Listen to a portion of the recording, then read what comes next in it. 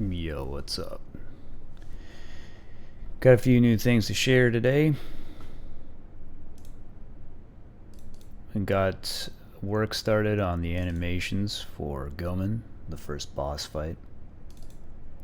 I haven't actually implemented this yet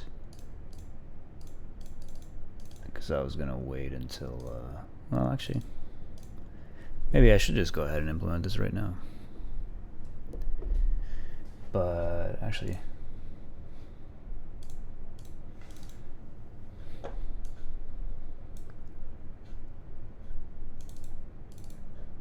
well, this is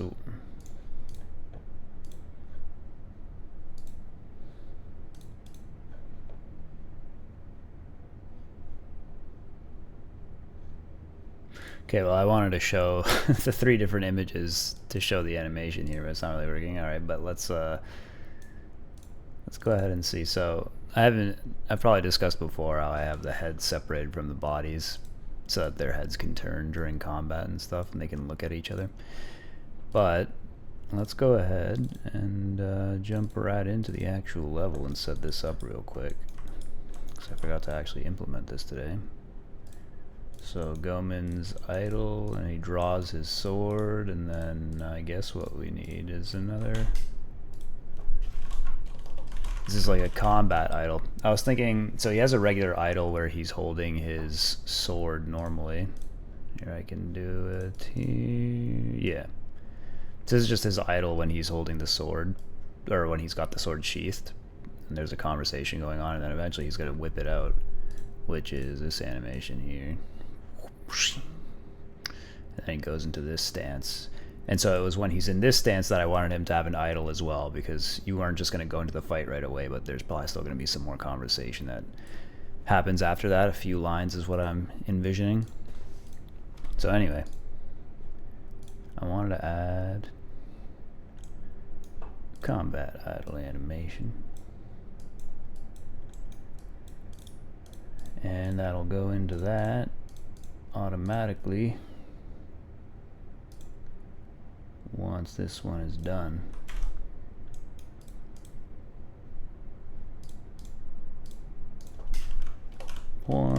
What's the idle at? 0.05. Try something similar here. And then for the actual animation, combat idle. Dun, dun, dun. And then we'll grab the sprite. Okay, combat idle, body. So here's the body, these three right there, and the rest of these are garbage now. Actually, all this is garbage. And then the head. And now, it should be good to go, right? Yeah, there you go. Now, the way he just like completely switched positions though.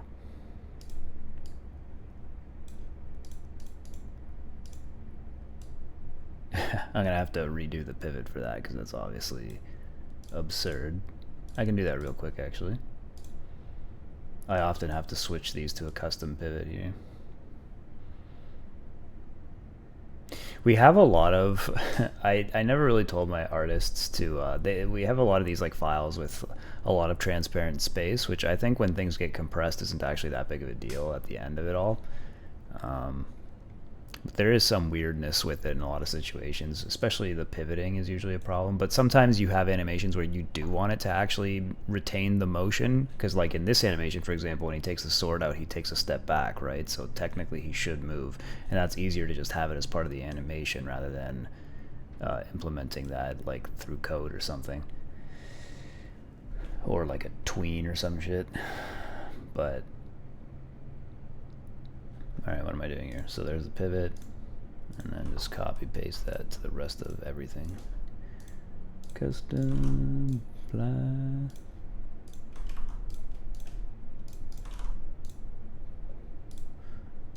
And there you go. And now when he draws his sword, he stands there, he takes that out, and then And now he doesn't move as much, right? Cool. So that's done. Let me quickly add that in. Add Goleman combat idle anim. Okay. So the adding of that was one thing that was new today, and then the other thing I worked on was I continued work on the second level for Act 2. I made things a bit more symmetrical and laid it out more nicely. And my idea for this level, once again, still inspired by the prototype I mentioned that I made that was similar to this a long time ago, that goes in a circle. Also inspired by that is this idea of having the level split into, like, you come in and then there's two directions you can start off going in, and one side will be focused on the dudes that take 2 hits, the guys who always parry your first attack, and the other one will be the simpler one. So there's kind of like an easier path that starts and a harder path, but either way they both start off exclusively with those types. And then as you get down to here, I've only really today was looking at the first like 6 rooms or so here, so like the first half of the level. But then once you get into this room, I'm going to start like mixing it up so that there's some blue guys and red guys in here, and then it gets more and more mixed as you get down to the middle bottom. And as for this middle area, which I managed to make much more contained, much smaller, much more reasonable for a room size, I'm still kind of wondering if I can think of a way artistically to turn this into just like a giant block that you can't actually go inside. Because I feel like the uniqueness and the cool part of this level is the idea of just literally a whole ring that you go through linearly. Because with this design right now, it's still pretty cool, but it's kind of really similar to this one, right? 1-4. It's like not exactly the same, but like this design here is very similar. It's like almost like a miniature version of it, but with the addition of this extra part outside. In fact, I'm thinking back to it, I'm pretty sure this level's design was inspired by that idea as well originally. So I feel like to make it really unique in its own way, it would be cool to just like completely have this area blocked out. I'm sure I can think of a way to do that, but anyway, let's see how it feels like to play right now.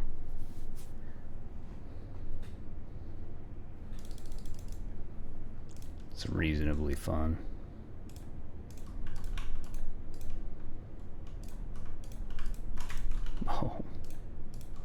Oh yeah, I also had to fix up their like walking and idle animations because the timing of them was a bit off. They were a little too fast and goofy looking.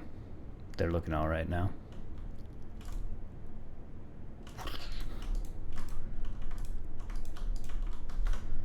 Let's get some volume going on here.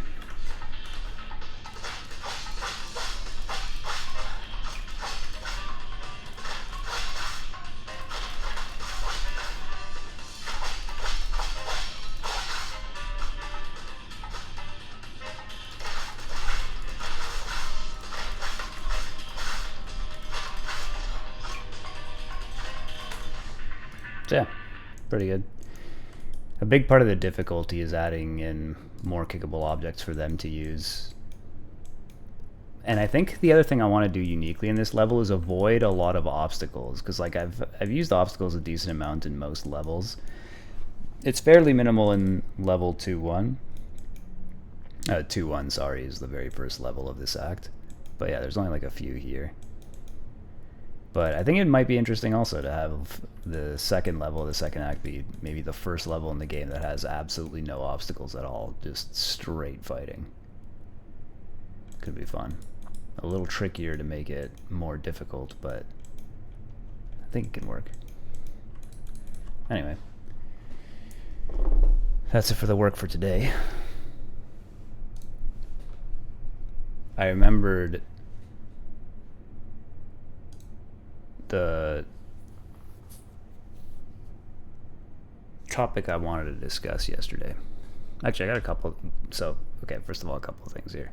Number one, a piece of advice. I got this message on Discord today. I got two things on Discord today, okay? So first of all, a couple people join my Discord today. And I believe both of them, and this is what I wanted to offer some warning to other aspiring game developers or current game developers.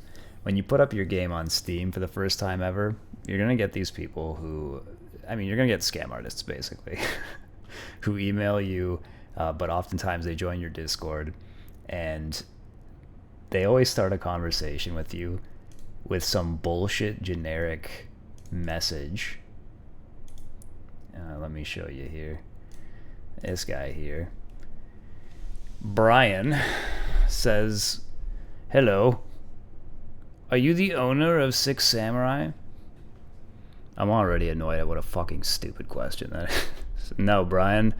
I just happen to have the name of the developer, and I happen to run the Discord server that's listed on the Steam store page, and I happen to have the name of the developer, and I fucking have everything else in common with him, but I'm actually not him, man. No, I'm not the owner. Secondly, it's just bizarre to be like, are you the owner? What the fuck do you mean, am I the owner? Do you mean, am I the developer? Now, this one's an unusually simplistic example of this. Usually what you'll actually get,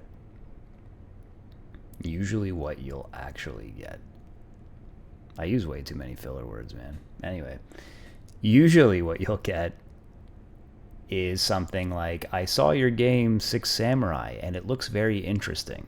And they'll always say something to that effect. They compliment it, but they don't give any details that would suggest that they have any idea what your game actually is or that they ever played it. And they try to butter you up. Is that the phrase? Try to rub your ego. And they're always trying to sell you something. I don't really know what the scam here is exactly. If I remember right, because I've read people on forums talking about getting these same messages, and I think what it is they will argue, they'll try to convince you that they can do marketing for your game, and then you pay them some money to do that, and then they don't do jack shit. Now, this may seem obvious, but it's easy to be fooled by things like this if you're a little gullible or naive, or if you've just never done anything like this before. And really the way they get into your head is because, you know, it feels good to have someone message you and say, hey, I'm interested in your game, especially if it's your first time ever making one and you've never received compliments like that before. It can get to you, right? So, word of warning, unless they give some very specific details about your game and you have very good reason to believe that they're not just trying to be nice in order to get you to talk to them, it's almost always a scam artist. So beware. I think I've gotten about 3 of these guys so far while developing this game. And the first, normally I just completely ignore them, but the first guy, I fucked with him a little bit.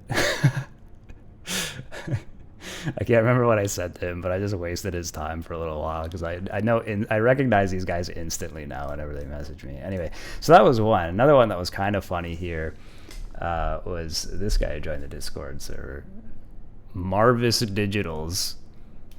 He comes in and he goes, hello, I'm new here. Okay, Marvis. Weird way to introduce yourself.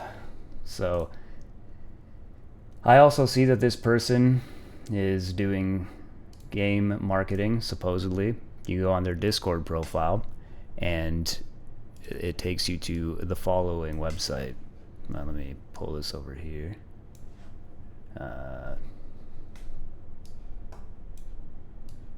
Sorry. Market your game. Oh, you can't see. There you go. Market your game with the right agency. I've never found a professional agency with such expertise and knowledge. Every visit feels like discovering a new adventure for my game. It's not even something anyone would ever say. Makes no sense. Some solid, clearly English is their second language mistakes.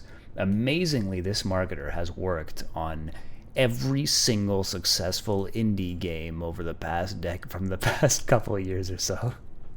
Except for Broilers. Inexplicably. I guess maybe to make their page seem more realistic, they threw in a random game that like no one knows anything about and looks like shit. Anyway, I won't bore you with the details here, but yeah, it's like obviously fucking ridiculous. There's no actual information about who the hell this actually is, and it's clearly a total lie that they worked on any of these games.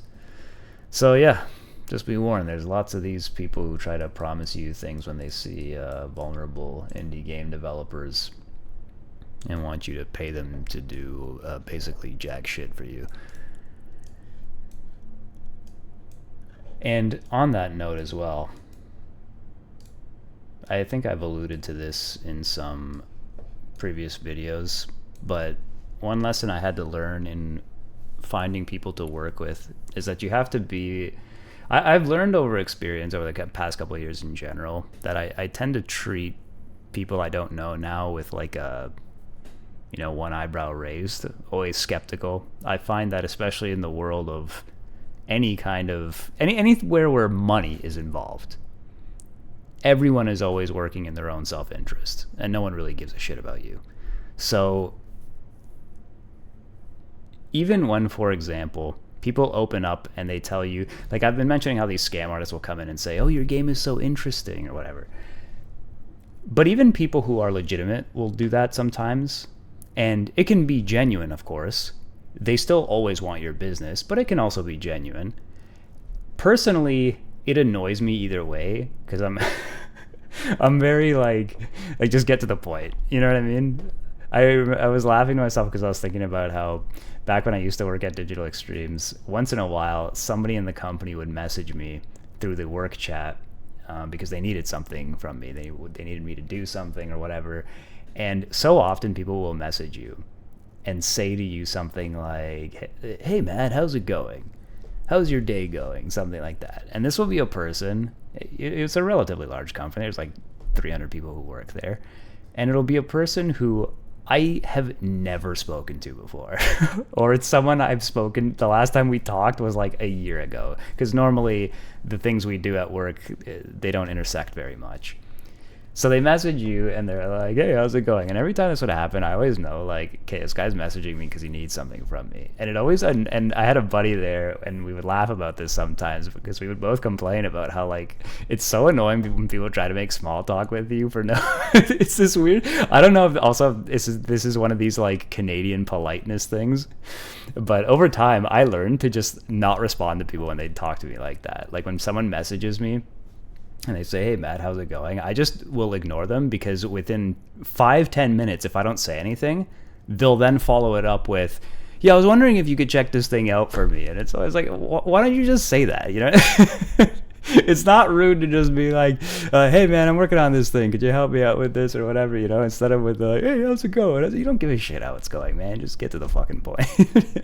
And I feel the same way about almost all business. Like, unless we're friends, unless we, like, hang out in real life or we know each other on some deeper level, in that case, sure, whatever. Then we'll probably have a natural, you know, things to talk about.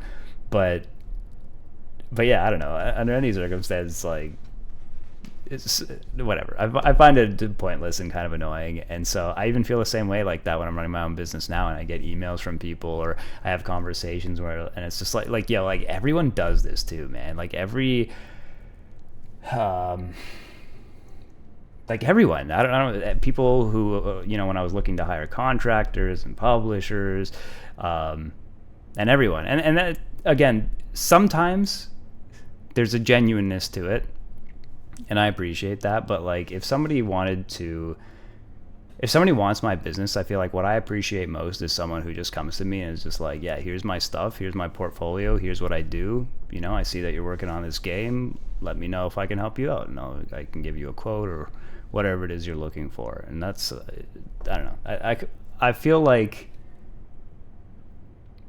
it saves me time, and it makes me feel like this person's a professional. And it makes me feel like I can trust them more because they're not being disingenuous, right? Any kind of way of making conversation that feels like they're trying to fucking be like, wow, you're so awesome. Wow, your game is so amazing. Like, you know, that's so cool. How'd you come up with this idea? Like, by the way, I happen to run this guy. You know what I mean? Like anything like that where it's just like, okay, man, like... Like if anything, that turns me off now. So, what was the point I wanted to make? About hiring people, finding people to work with. That's what I wanted to get at. So, because of all this stuff and because of how people work, one of my favorite things is people who don't waste my time and people who are very, like, the best people to work with are people who are in many ways I don't have the word right now, but people who don't need hand holding, put it that way.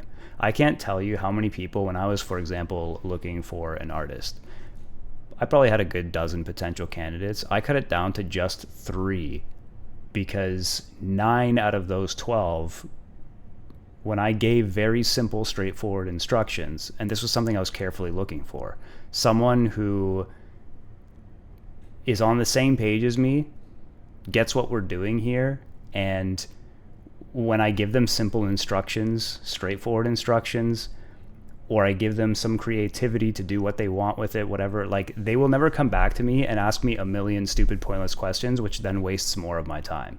They get exactly what's being asked and they just go and they do it. And then they tell me, here's how much it'll cost. And I say, great. And I pay them, they do it. And that's it.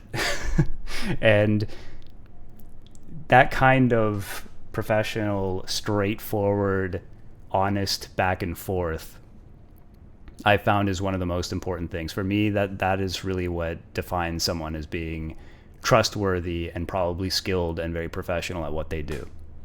And that, thankfully, these are qualities that I found in all the people that I'm working with. And that's a huge part of why I chose to work with them. So,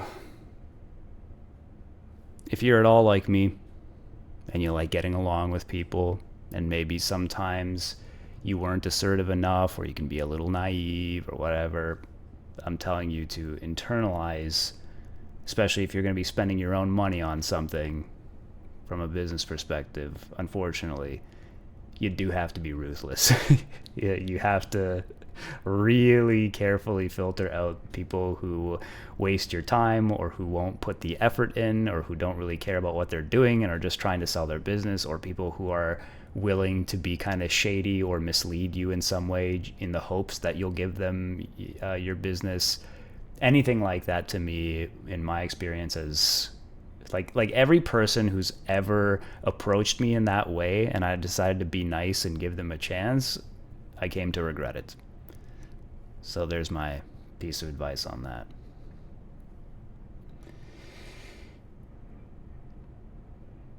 A little rambling probably, but as you can tell, my schedule is completely fucked. It's okay. We'll get back on track soon enough.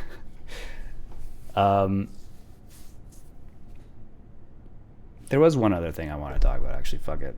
While I'm here, I remembered last night when I was making my video, there was something I wanted to talk about. I forgot what it was, but I remembered now what it was. It was about the nature of storytelling in video games. So, I want to keep this brief, though, because I think most people will get what I'm talking about anyway. But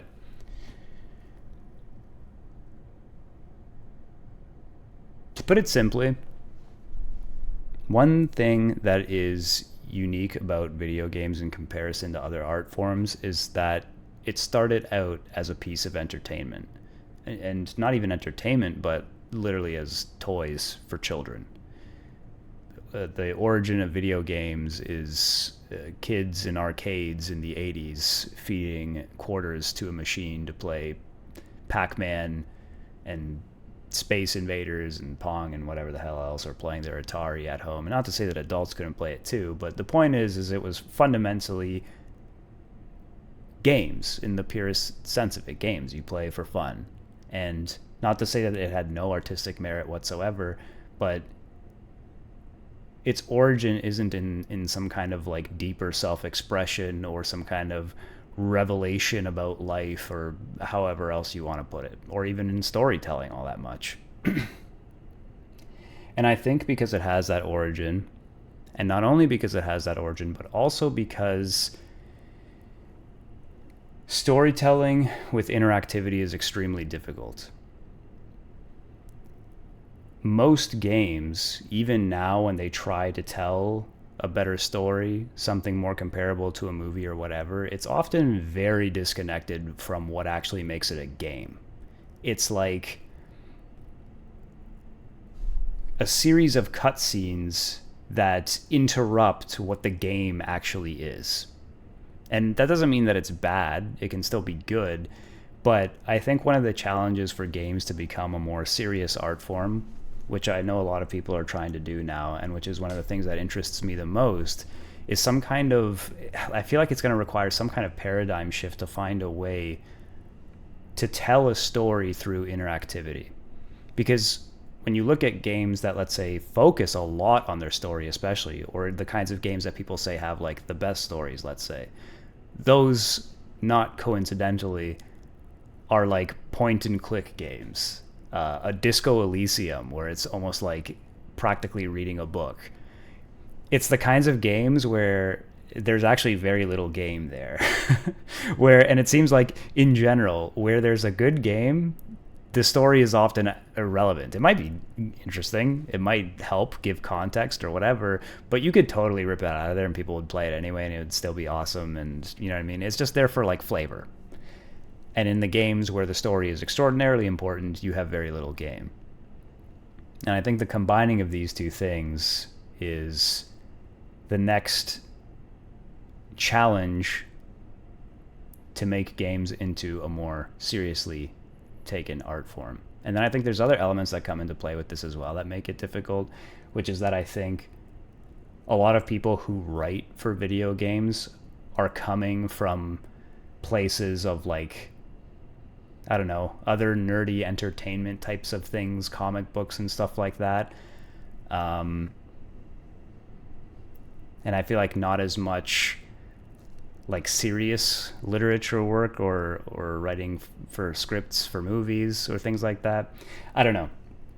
And it's really hard, like I said, it's hard to combine these things. I think about, for example, for me, I'm a huge fan of classical literature. And one of my all-time favorite books is The Brothers Karamazov.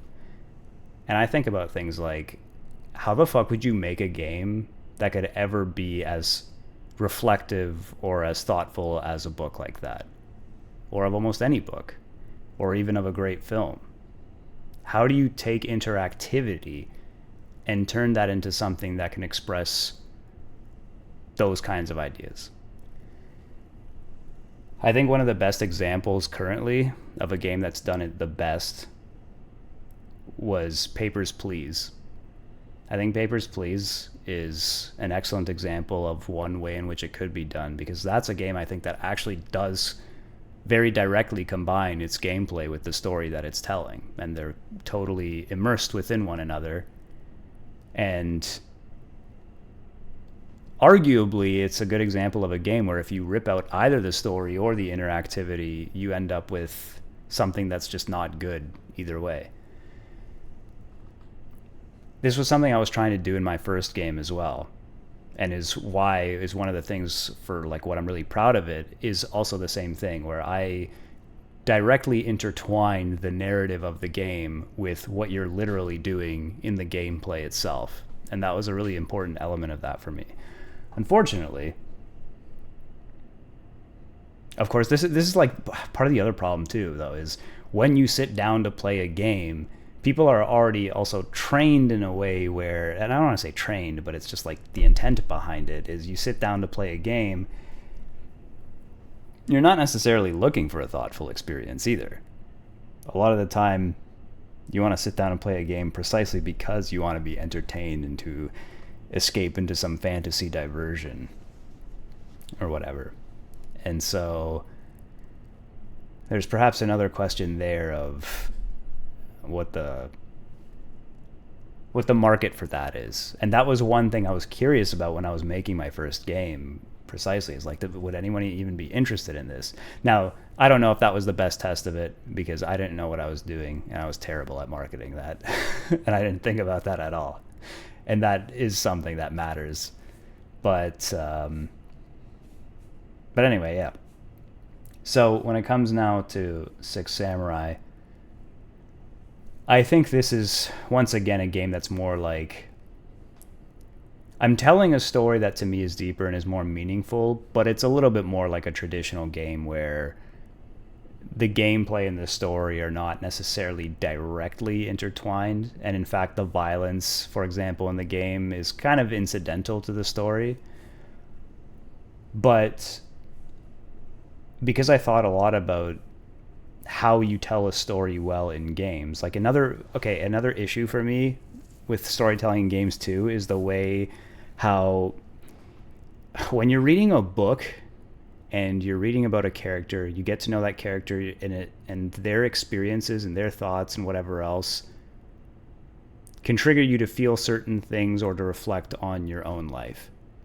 And I find that that rarely happens when I'm playing a game and I'm controlling the character. It feels kind of odd almost in a way, like there's this weird disconnect between myself and the character that I'm controlling, except perhaps in fantasy like settings like RPGs like Skyrim or whatever, where maybe I'm trying to play myself. But that's the thing, you're either playing yourself or you're playing this pre-made character that you don't really get to decide what they do. So then when you're playing yourself, I find there's something about that that's kind of destroys the elements of reflection. Like through books, you're always reading about other characters, and it's through the empathy that you have for that character and through putting yourself in their shoes, so to speak, that's how you get something out of it. But when you yourself are the character, that whole concept of having like empathy for yourself is not really something that happens naturally. And I feel like that's what makes it so difficult to tell a more meaningful story through that. Then there's the fact of giving the player choices, which means that as a storyteller, you are forced to have to give the player the ability to do things that might undercut a point you're trying to make with your story. Because typically when you tell a story, you write an ending for it. That ending is written the way that it is for a particular reason, artistically, I would argue. So if you make a game where you give the player choices, well, you're forced to create possibilities that might not line up with any particular point you're trying to make, or at least it makes it a lot harder to do so. Or you make them play a completely different character. And then there's this weird kind of thing where I think because it's not really you and you don't get to control like what happens in the cutscenes, let's say, and yet you are literally directly controlling them during gameplay, it also creates this bizarre disconnect. And something about both of these options, I think, makes it hard to tell stories as well as books do, or even as well as movies do. I don't know. So when it comes to Six Samurai, I tried to do a couple things to deal with these problems as I see them. The first is that I made another character the main character of the story, which is what Genyu's role is in the game. You are more kind of just there for the ride, and you get to control your own character, make your own choices, but the story really isn't about you. You just happen to be there. And it's almost like I'm putting you in the position of the reader of a book who gets to participate in the book, but the story isn't about you. And I thought this might be a way how I can recreate that experience of creating self-reflection and empathy by making it a story about someone else that you're experiencing, but you're kind of just there, if that makes sense.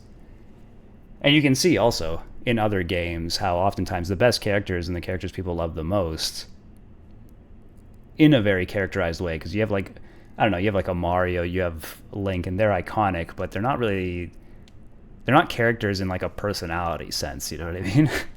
But the kind of characters that people do love, like, I don't know, a lot of the characters from Undertale, for example, have been really popular in the past decade.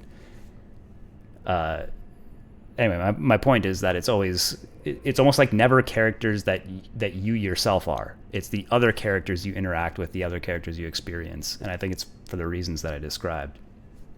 And then the other thing that I did is when it comes to making choices, I'm limiting the choices that actually make a difference to the story to only probably only one throughout the entire game. Because regardless of what decision you make at this point, things turn out drastically different, but the way in which they turn out differently are both serving the thing that I'm trying to express with the story artistically. And also because I have a design philosophy in general of quality over quantity. I would rather have a small amount of very meaningful decisions rather than a whole ton of decisions that don't actually amount to much, which I think is very common in games, especially with dialogue choices. And that's another thing I wanted to change up about my dialogue options when I go back to rewriting the dialogue is I want to give the player a lot less choices, but make it so that they always have like drastically different results depending on what you choose. Because a lot of games tend to give you the illusion of choice by giving you choices you can make, but oftentimes, for example, you'll get like 4 dialogue choices, but 3 out of 4 of them give you the exact same response because they're all just, the response is written in a way where it can like fit any of them. So games kind of do that to give you that illusion, and I would prefer to give you less choices but make it so that every single choice you make is in fact something totally unique and distinct. So anyway, some thoughts I had on the nature of storytelling in games and their ability to express something deeper, I suppose. All right. I pat myself on the back for getting through that little monologue, despite my horrible sleep schedule and the awkward timing of this. But I think I made my point decently enough. I shall see you tomorrow.